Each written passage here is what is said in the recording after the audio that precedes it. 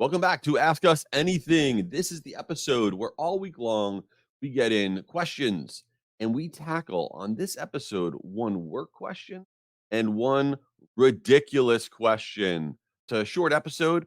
And then at the end of the week, we release our 10-minute episodes that are tactics and quick wins. Hope you check that out.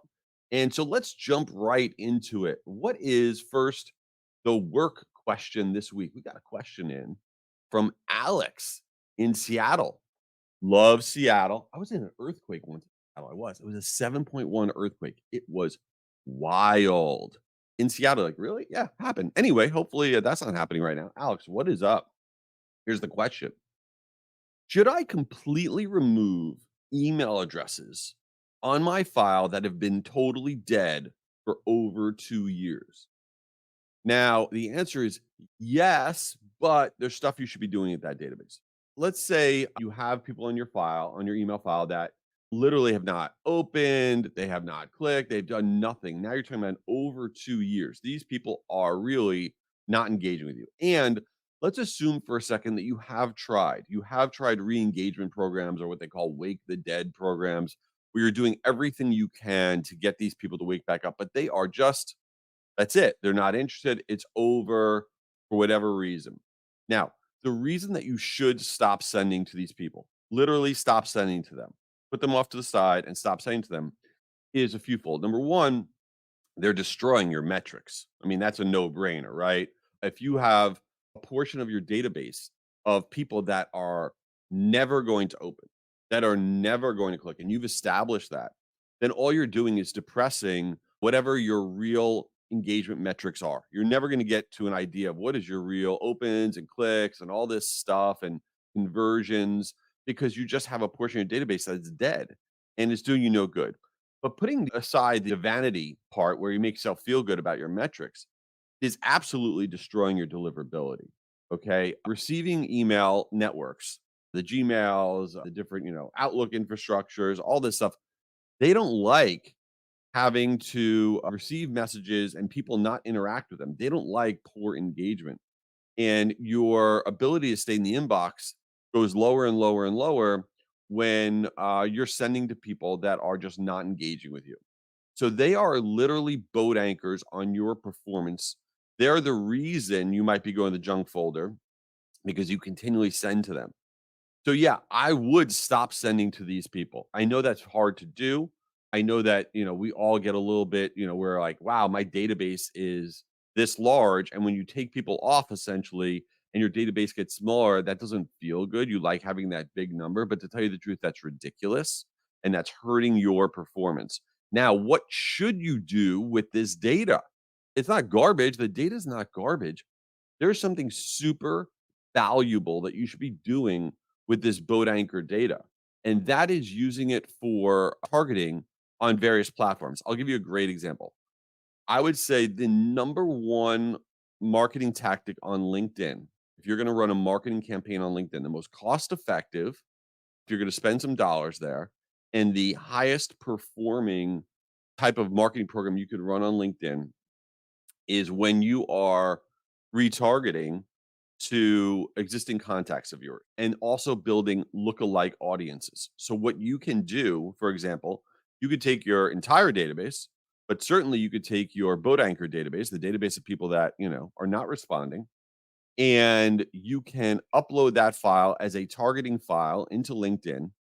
And then you can run your campaign. Say, I only want to run my campaign targeting these people and then you could also add in a lookalike. I not only want these people, I want a lookalike audience. So it's an audience of people that are, similar company sizes, similar industries, similar job titles, all that stuff.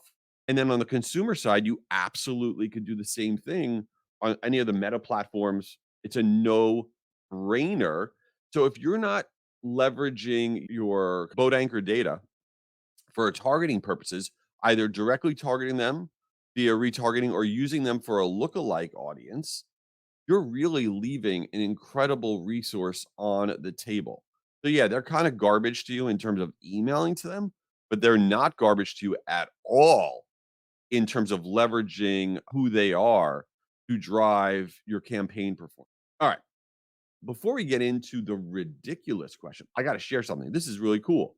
So, this podcast, I know you're going to tune this out. Don't tune this out. Seriously, don't. This podcast is exclusively presented by a company called Marigold. Now, why do I not want you to tune this out?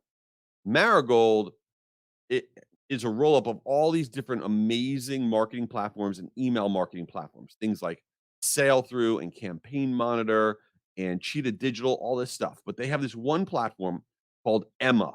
Okay. It's an incredible email marketing platform and it does all sorts of other cool stuff. And I'm telling you, this platform is awesome. Now, why do I tell you not to tune this out? Exclusively for listeners of this podcast, Emma has given us a 50% off offer. It's a limited time offer. You can use the Emma platform 50% off, and that is only for my listeners of Do This, Not That. That is awesome. It is a limited time offer.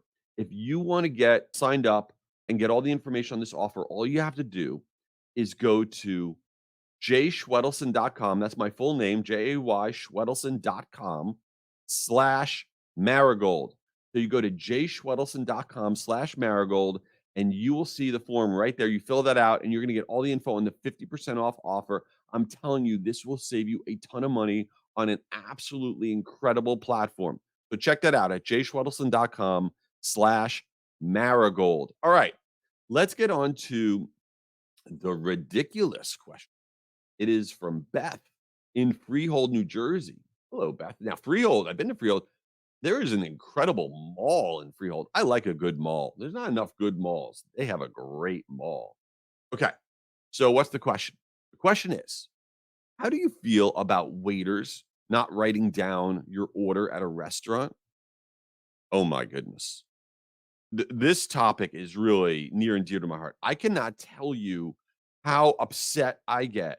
I want to tell you the most ridiculous story that just happened to me related. This is out of control. And Beth, I want to thank you for asking this. You go to a restaurant, right? And they come to your table and the waiter's there and the waiter's like, "Hey, what do you want?" And he doesn't have a pad or anything like that. And the waiter memorizes it. And then they come back and they bring your food. Now, this bothers me like, you have no idea. So the other day, okay, a couple weeks ago, whatever it was, we were at a restaurant. It was me and my wife and my and kids, and the waiter did this. And then the food came out and it was wrong. And I was so annoyed because I'm like, if the dude would have just written it down, it wouldn't have been wrong. So then I said, that's it. I'm never putting up with this again. So this is what just this just happened. It was so bad. So we were just out to dinner with another couple, and we're at the table, this Italian restaurant, and the waiter comes by. This guy comes by, and nice place, whatever. And he starts doing the thing. He's got no pad, no pen, no nothing. And everyone starts ordering, and he starts memorizing. And I stop him, and I say to him because I can't take it. I'm not impressed when you can memorize the thing that I'm paying for you to give to me. Okay, so I stop him. I go, "Excuse me, sir." I go, "Would you mind writing down our order? Because I get a little concerned that it's not gonna come out right." I tried so hard to say it as nice as humanly possible. And the dude looked at me like, I might as well have said, "Excuse me, sir, you smell like garbage and I don't like you." I mean, whatever it is I could have said rude, that's how he interpreted it. So he went and he got a pad and pencil, whatever. He wrote it down. Of course, the food came out right, which was sadly a win. It's like, really? We're at a restaurant. What's going on here? But for the rest of the meal, I got the side eye from the waiter the whole time. And he was so cold and so not into us. And everybody at the table was like, "Dude, what'd you do that for? You like ruined the night because the waiter was like annoyed with you." And they were like, "Why didn't you just shut up and let him do his thing?" I'm like, because I'm not it is not, impressive to me that someone memorizes the order of the food, of the thing that I'm paying for. It's not impressive. This is not a game. I'm trying to eat. So, I'm gonna continue down this path. I don't care if I ruin meals because we need collectively as humanity, we need to put an end to the waiter memorization game. It is not impressive. It is unnecessary. Oh, that was my rant. What is wrong with I don't anyway. Ugh. So let's wrap this thing up. What do we got going on? The end of the week, we still have our 10-minute episode Please check that out. That's going to be really interesting. Also, if you want our latest 100% free best and worst days to send out email calendar, DM me on LinkedIn, ask me for the calendar. I'll send it to you right back. Also, we're about to open up registration for Guru Conference, the world's largest free virtual email marketing event. If you go to guruconference.com right now, you can get on the early list. So once we do open up, you'll get all that information. Hopefully, you subscribe and follow the show, and you're awesome. And always make sure your waiter writes things down.